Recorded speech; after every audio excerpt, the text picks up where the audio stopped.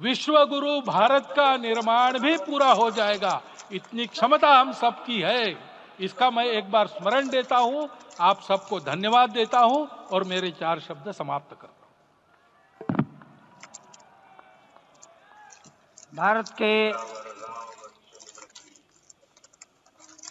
यशस्वी प्रधानमंत्री माननीय नरेंद्र भाई मोदी जी अपने मनोभाव प्रकट करेंगे।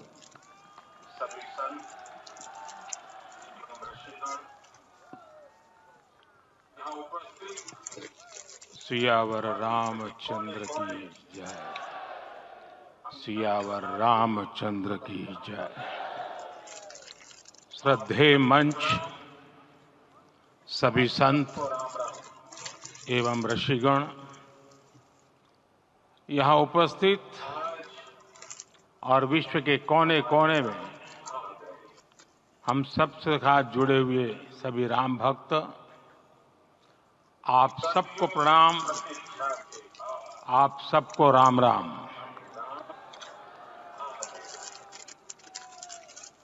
आज हमारे राम आ गए हैं।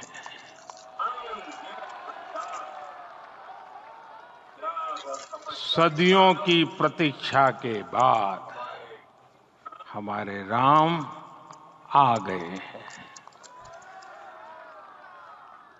सदियों का अभूतपूर्व धैर्य, अनगिनत बलिदान, त्याग और तपस्या के बाद हमारे प्रभु राम आ गए हैं। इस शुभ घड़ी की आप सभी को, समस्त देशवासियों को बहुत बहुत बधाई। मैं अभी गर्भगृह में ईश्वरीय चेतना का साक्षी बनकर आपके सामने उपस्थित हुआ हूं। कितना कुछ कहने को है, लेकिन कंठ अवरुद्ध है। मेरा शरीर अभी भी स्पंदित है, चित्त अभी भी उस पल में लीन है।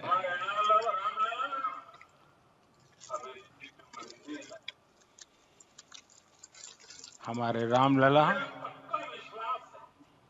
अब टेंट में नहीं रहेंगे।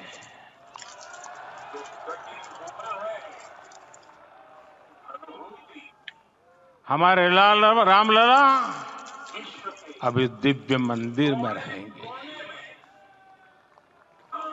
मेरा पक्का विश्वास है, अपार श्रद्धा है कि जो घटित हुआ है, इसकी अनुभूति देश के, विश्व के कोने कोने में राम भक्तों को हो रही होगी।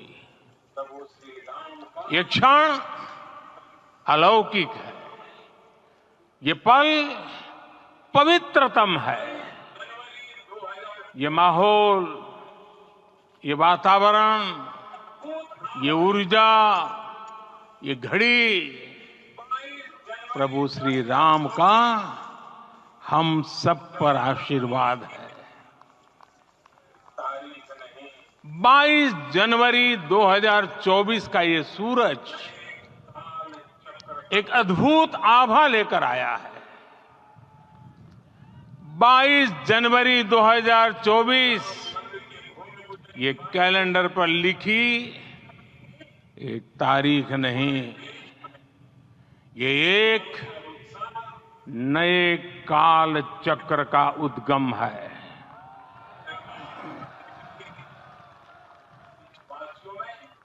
राम मंदिर के भूमि पूजन के बाद से प्रतिदिन पूरे देश में उमंग और उत्साह बढ़ता ही जा रहा था। निर्माण कार्य देख देशवासियों में हर दिन एक नया विश्वास पैदा हो रहा था। आज हमें सदियों के उस धैर्य की धरोहर मिली है। आज हमें श्री राम का मंदिर मिला है। गुलामी की मानसिकता को तोड़कर उठ खड़ा हो राष्ट्र, अतीत के हर दंश से हौसला लेता हुआ राष्ट्र ऐसे ही नव इतिहास का सृजन करता है। आज से 1000 साल बाद भी लोग आज की इस तारीख की, आज के इस पल की चर्चा करेंगे। और ये कितनी बड़ी राम कृपा है कि हम सब इस पल को जी रहे हैं, इसे साक्षात घटित होते देख रहे हैं। आज दिन, दिशाएं, दिग दिगंत सब दिव्यता से परिपूर्ण है। ये समय सामान्य समय नहीं है। ये काल के चक्र पर सर्वकालिक शाही से अंकित हो रही अमिट स्मृति रेखाएं हैं। साथियों, हम सब जानते हैं कि जहां राम का काम होता है, वहां पवन पुत्र हनुमान अवश्य विराजमान होते हैं। इसलिए मैं राम भक्त हनुमान और हनुमान गढ़ी को भी प्रणाम करता हूं। मैं माता जानकी, लक्ष्मण जी, भरत, शत्रुघ्न सबको नमन करता हूं। मैं पावन अयोध्यापुरी और पावन सरयू को भी प्रणाम करता हूं। मैं इस पल दैवीय अनुभव कर रहा हूं कि जिनके आशीर्वाद से ये महान कार्य पूरा हुआ है। वे दिव्य आत्माएं, वे दैवीय विभूतियां भी इस समय हमारे आसपास उपस्थित है।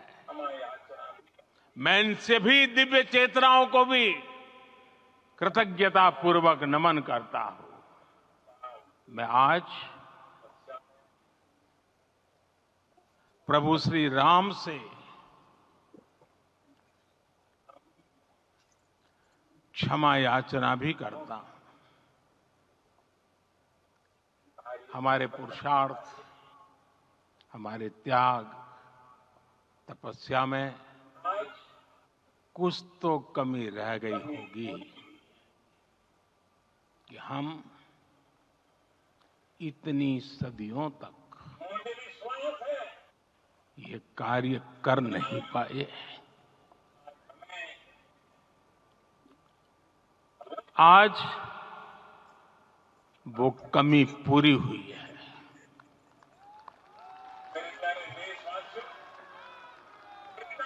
मुझे विश्वास है प्रभु राम आज हमें अवश्य क्षमा करेंगे। मेरे प्यारे देशवासियों, त्रेता में राम आगमन पर पूज्य संत तुलसीदास जी ने लिखा है, प्रभु बिलो की हर से पुरबासी, जनित वियोग विपत्ति समनासी। अर्थात प्रभु का आगमन देकर ही सब अयोध्यावासी, समग्र देशवासी हर्ष से भर गए। लंबे वियोग से जो आपत्ति आई थी, उसका अंत हो गया। उस कालखंड में तो वो वियोग केवल 14 वर्षों का था। तब भी इतना असह्य था। इस युग में तो अयोध्या और देशवासियों ने सैकड़ों वर्षों का वियोग सहा है। हमारी कई कई पीढ़ियों ने वियोग सहा है। भारत के तो संविधान में उसकी पहली प्रति में भगवान राम विराजमान है।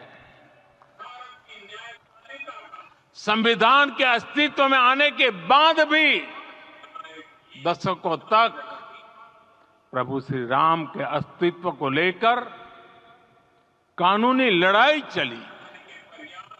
मैं आभार व्यक्त करूंगा भारत की न्यायपालिका का, जिसने न्याय की लाज रख ली।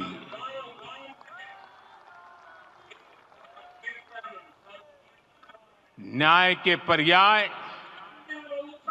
प्रभु राम का मंदिर भी न्यायबद्ध तरीके से ही बना। साथियों, आज गांव-गांव में एक साथ कीर्तन संकीर्तन हो रहे हैं।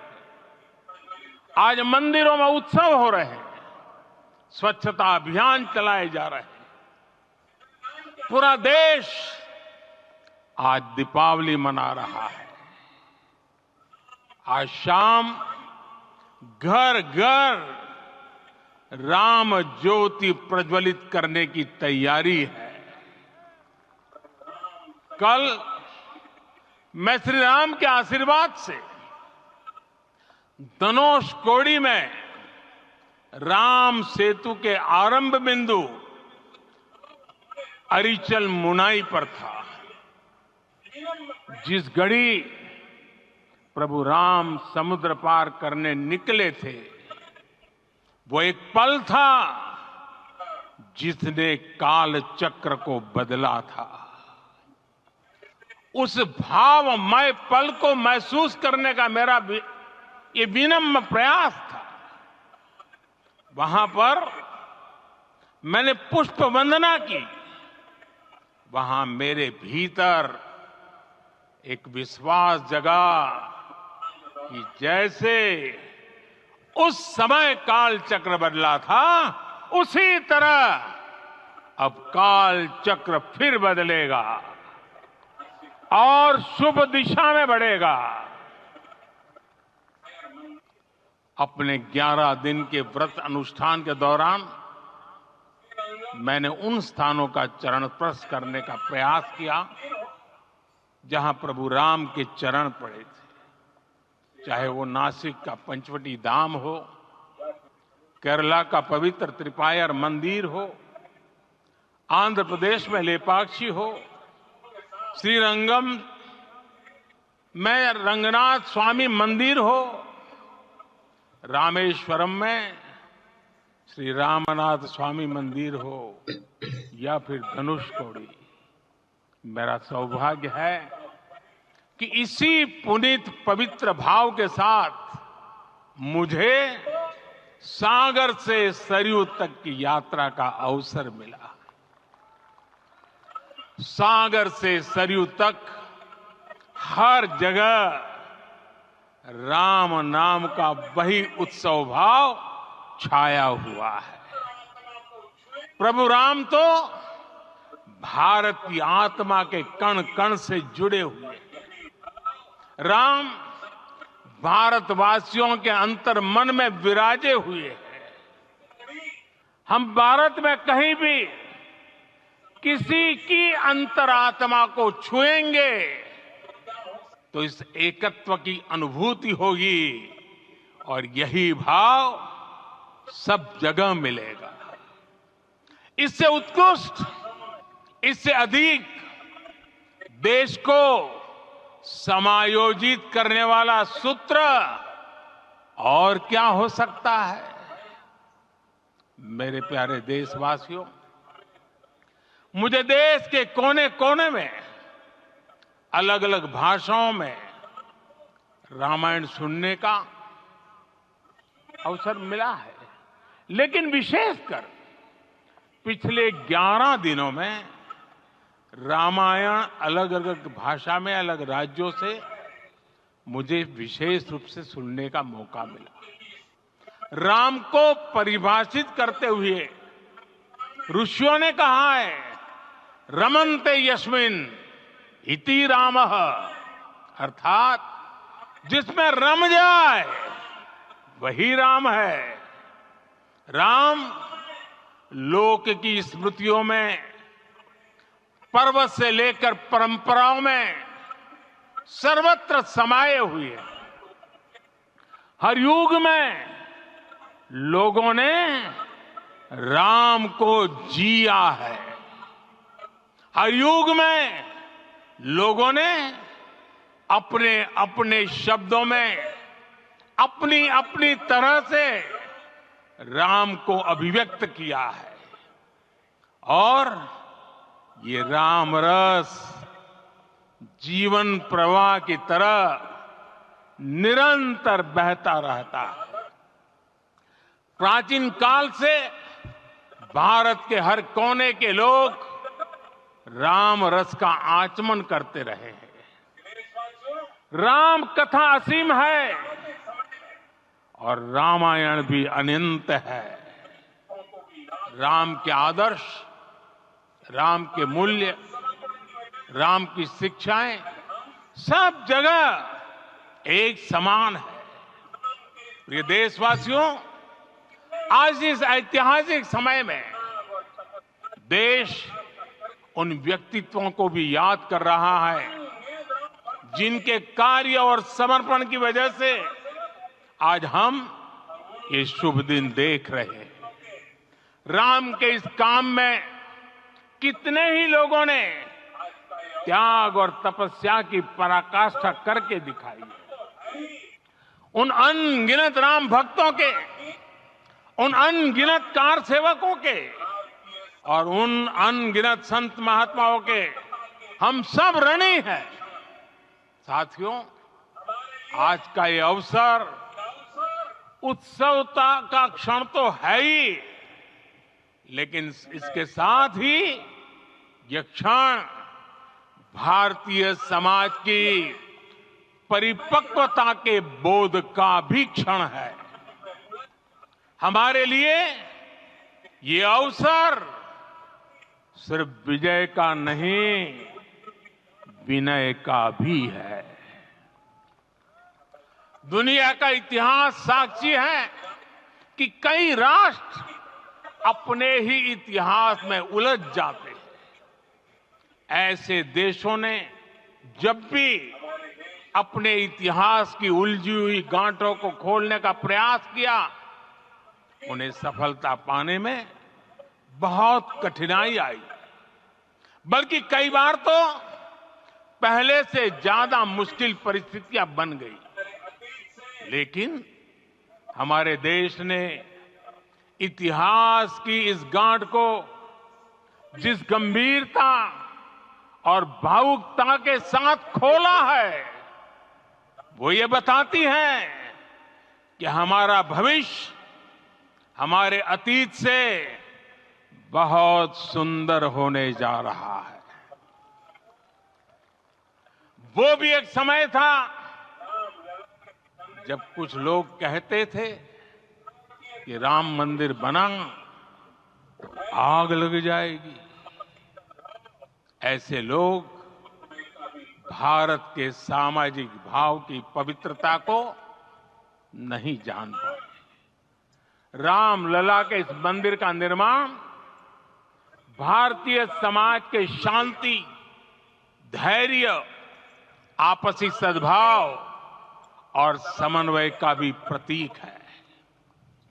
हम देख रहे हैं ये निर्माण किसी आग को नहीं, बल्कि ऊर्जा को जन्म दे रहा है। राम मंदिर समाज के हर वर्ग को एक उज्जवल भविष्य के पथ पर बढ़ने की प्रेरणा लेकर आया है। मैं आज उन लोगों से आह्वान करूंगा, आइए आप महसूस कीजिए, अपनी सोच पर पुनर्विचार कीजिए। राम आग नहीं है, राम ऊर्जा है। राम विवाद नहीं, राम समाधान है। राम सिर्फ हमारे नहीं है, राम तो सबके हैं। राम वर्तमान नहीं, सिर्फ वर्तमान ही नहीं, राम अनंत काल है। साथियों, आज जिस तरह राम मंदिर प्राण प्रतिष्ठा के इस आयोजन से पूरा विश्व जुड़ा हुआ है, उसमें राम की सर्वव्यापकता के दर्शन हो रहे हैं। जैसा उत्सव भारत में है, वैसा ही अनेक देशों में है।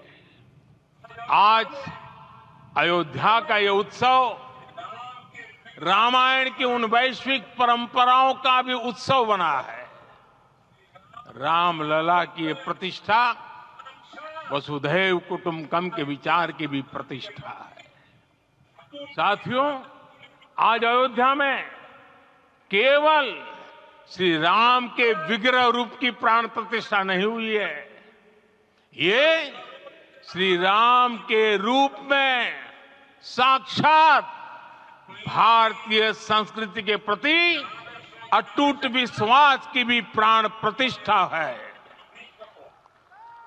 ये साक्षात मानवीय मूल्यों और सर्वोच्च आदर्शों की भी प्राण प्रतिष्ठा है। इन मूल्यों की, इन आदर्शों की आवश्यकता आज संपूर्ण विश्व को है। सर्वे भवन्तु सुखिनः, ये संकल्प हम सदियों से दोहराते आए हैं। आज उसी संकल्प को राम मंदिर के रूप में साक्षात आकार मिला है। ये मंदिर मात्र एक देव मंदिर नहीं है, ये भारत की दृष्टि का, भारत के दर्शन का, भारत के दिग्दर्शन का मंदिर है। ये राम के रूप में राष्ट्र चेतना का मंदिर है। राम भारत की आस्था है, राम भारत का आधार है, राम भारत का विचार है, राम भारत का विधान है, राम भारत की चेतना है, राम भारत का चिंतन है, राम भारत की प्रतिष्ठा है, राम भारत का प्रताप है, राम प्रवाह है, राम प्रभाव है, राम नेति भी है, राम नीति भी है, राम नित्यता भी है, राम निरंतरता भी है, राम विभु है, विशद है, राम व्यापक है, विश्व है, विश्वात्मा है। और इसलिए जब राम की प्रतिष्ठा होती है तो उसका प्रभाव वर्षों या शताब्दियों तक ही नहीं होता, उसका प्रभाव हजारों वर्षों के लिए होता है। महर्षि वाल्मीकि ने कहा है, राज्यम 10 सहस्त्राणि प्राप्य वर्षाणि राघव, अर्थात राम 10,000 वर्षों के लिए राज्य पर प्रतिष्ठित हुए, यानी हजारों वर्षों के लिए राम राज्य स्थापित हुआ। जब त्रेता में राम आए थे तब हजारों वर्षों के लिए राम राज्य की स्थापना हुई थी। हजारों वर्षों तक राम विश्व पथ प्रदर्शन करते रहे थे। और इसलिए मेरे प्यारे देशवासियों, आज अयोध्या भूमि हम सभी से, प्रत्येक राम भक्त से, प्रत्येक भारतीय से कुछ सवाल कर रही है। श्री राम का भव्य मंदिर तो बन गया, अब आगे क्या? सदियों का इंतजार तो खत्म हो गया, अब आगे क्या?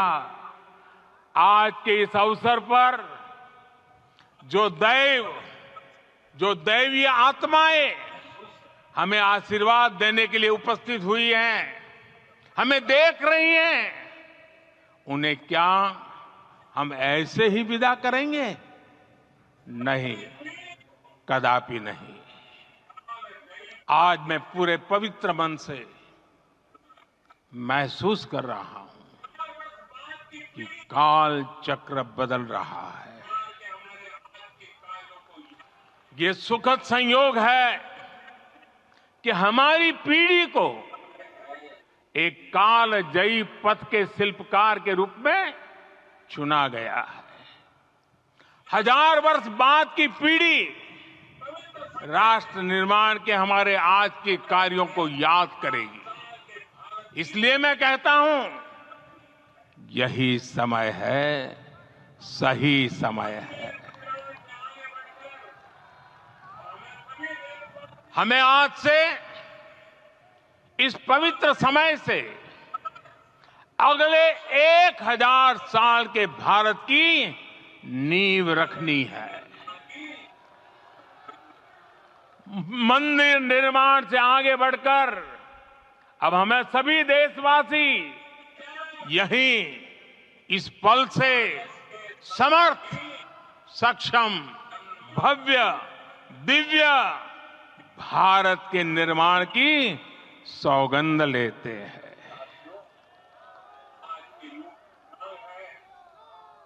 राम के विचार मानस के साथ ही जनमानस में भी हो, यही राष्ट्र निर्माण की सीढ़ी है। साथियों, आज के युग की मांग है कि हमें अपने अंतःकरण को विस्तार देना होगा। हमारी चेतना का विस्तार देव से देश तक, राम से राष्ट्र तक होना चाहिए। हनुमान जी की भक्ति, हनुमान जी की सेवा, हनुमान जी का समर्पण, ये ऐसे गुण हैं जिन्हें हमें बाहर नहीं खोजना पड़ता। प्रत्येक भारतीय में भक्ति, सेवा और समर्पण के भाव समर्थ, सक्षम, भव्य, दिव्य भारत का आधार बनेंगे। और यही तो है देव से देश और राम से राष्ट्र की चेतना का विस्तार। दूर सुदूर जंगल में, कुटिया में जीवन गुजारने वाली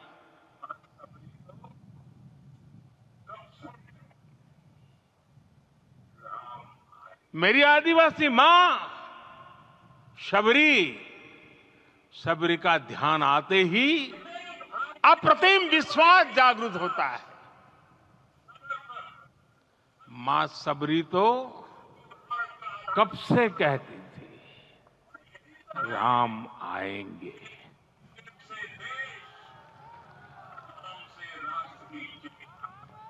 प्रत्येक भारतीय में जन्मा यही विश्वास समर्थ, सक्षम, भव्य भारत का आधार बनेगा। और यही तो है देव से देश और राम से राष्ट्र की चेतना का विस्तार।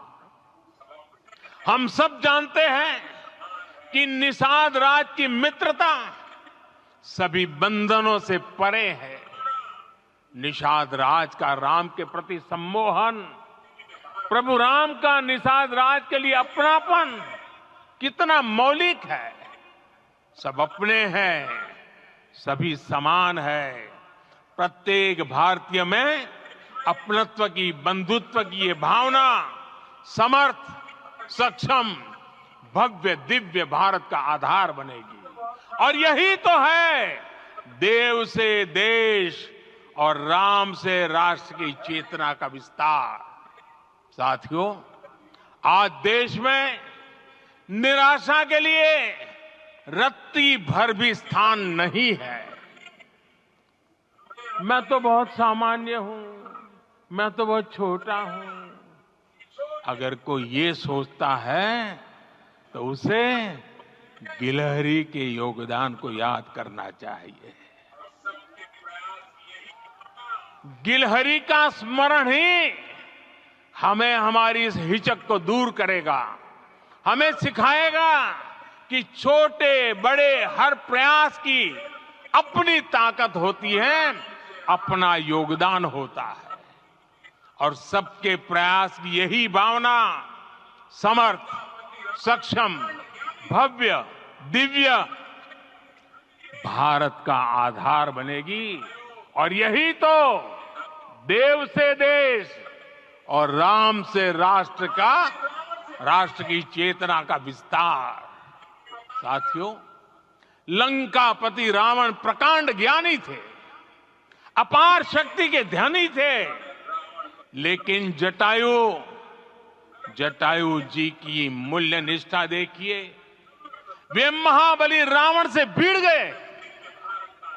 उन्हें भी पता था कि वो रावण को परास्त नहीं कर पाएंगे, लेकिन फिर भी उन्होंने रावण को चुनौती दी। कर्तव्य की यही पराकाष्ठा समर्थ, सक्षम, भव्य, दिव्य भारत का आधार है। और यही तो है देव से देश और राम से राष्ट्र की चेतना का विस्तार। आइए हम संकल्प लें कि राष्ट्र निर्माण के लिए हम अपने जीवन का पल पल लगा देंगे।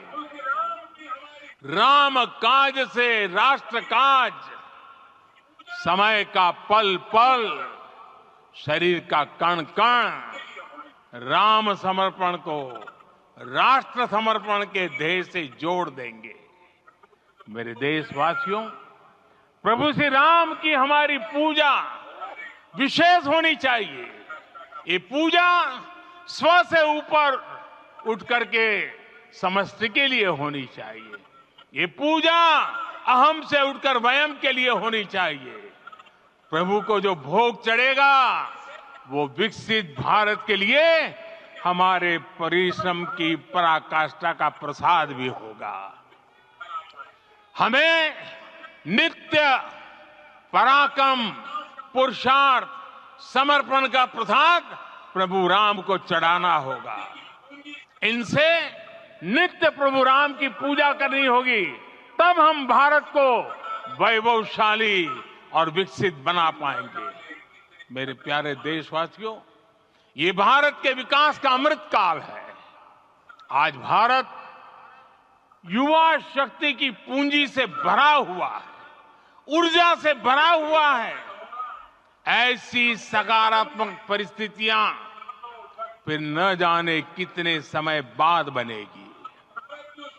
हमें अब चूकना नहीं है, हमें अब बैठना नहीं है। मैं अपने देश के युवाओं से कहूंगा, आपके सामने हजारों वर्ष की परंपरा की प्रेरणा है। आप भारत की उस पीढ़ी का प्रतिनिधित्व करते हैं जो चांद पर तिरंगा लहरा रही है। वो 15 लाख किलोमीटर की यात्रा करके सूर्य के पास जाकर मिशन आदित्य को सफल बना रही है। जो आसमान में तेजस और सागर में विक्रांत का परचम लहरा रही है। अपनी विरासत पर गर्व करते हुए आपको भारत का नव प्रभात लिखना है। परंपरा की पवित्रता और आधुनिकता की अनंतता दोनों ही पथ पर चलते हुए भारत समृद्धि के लक्ष्य तक पहुंचेगा। मेरे साथियों, आने वाला समय अब सफलता का है। आने वाला समय अब सिद्धि का है। ये भव्य राम मंदिर साक्षी बनेगा भारत के उत्कर्ष का, भारत के उदय का ये भव्य राम मंदिर साक्षी बनेगा, भव्य भारत के अभ्युदय का, विकसित भारत का। ये मंदिर सिखाता है कि अगर लक्ष्य सत्य प्रमाणित हो, अगर लक्ष्य सामूहिकता और संगठित शक्ति से जन्मा हो, तब उस लक्ष्य को प्राप्त करना असंभव नहीं है। ये भारत का समय है और भारत अब आगे बढ़ने वाला है। शताब्दियों की प्रतीक्षा के बाद हम यहां पहुंचे हैं। हम सब ने इस युग का, इस कालखंड का इंतजार किया है। अब हम रुकेंगे नहीं, हम विकास की ऊंचाई पर जाकर ही रहेंगे। इसी भाव के साथ रामलला के चरणों में प्रणाम करते हुए आप सभी को